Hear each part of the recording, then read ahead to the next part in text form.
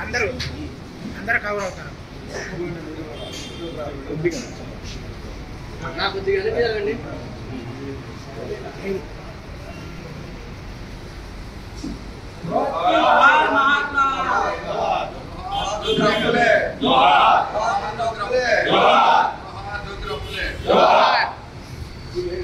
బడుగు బలహీన వర్గాల ఆశా జ్యోతి జ్యోతిరావు పూలే.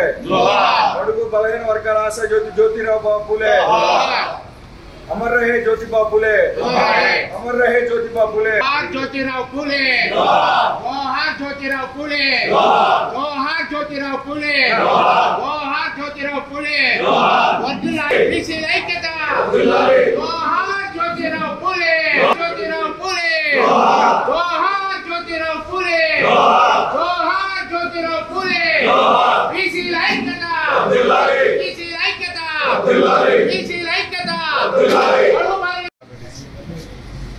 బడుగు బలహీన వర్గాల ఆశా జ్యోతిగా, సంఘ సంస్కర్తగా, మహిళల అభ్యున్నతికి, వారి విద్యాభ్యాసం కోసం అహర్నిశలు కృషి చేసినటువంటి మహానుభావుడు మహాత్మా జ్యోతిరావు పూలే గారు.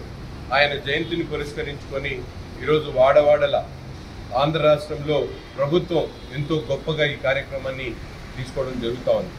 ముఖ్యంగా సమాజంలో ఉన్నటువంటి బడుగు బలహీన వర్గాలను సమాంతరంగా మిగతా వర్గాలతో పాటు ఉన్నతిగా తీసుకుని వెళ్ళాలనే ఆలోచనతో ఆయన ఆ రోజు ప్రవేశపెట్టినటువంటి చేసినటువంటి కృషికి ఈరోజు ప్రభుత్వం కూడా మా నాయకుడు చంద్రబాబు నాయుడు గారి ఆధ్వర్యంలో పెద్ద ఎత్తున బీసీలలో వాళ్ళని ఐక్యమత్యంగా వారికి కావాల్సినటువంటి అన్ని విధాలుగా కూడా ఏదైతే అభివృద్ధి కార్యక్రమాలతో పాటు ముఖ్యంగా సంక్షేమానికి సంబంధించి ఈరోజు పెద్ద ఎత్తున బడ్జెట్లో 33,000 కోట్లు 37,000 కోట్ల రూపాయలు కేటాయించి బడుగుల ఉన్నతి కోసం పాటుపడుతున్నటువంటి ప్రభుత్వం ఈ కూటమి ప్రభుత్వం.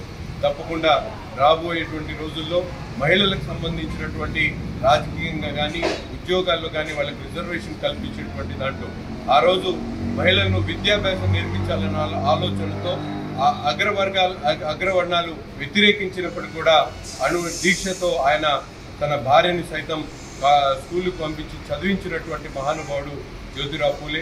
అటువంటి నాయకుడి ఆదర్శంగా తీసుకొని రాబోయేటువంటి తరాలకు ముఖ్యంగా బడుగు బలహీన వర్గాల అభివృద్ధికి మేమందరం కూడా కృషి చేస్తామని చెప్పి ఈ సందర్భంగా తెలియజేస్తాం.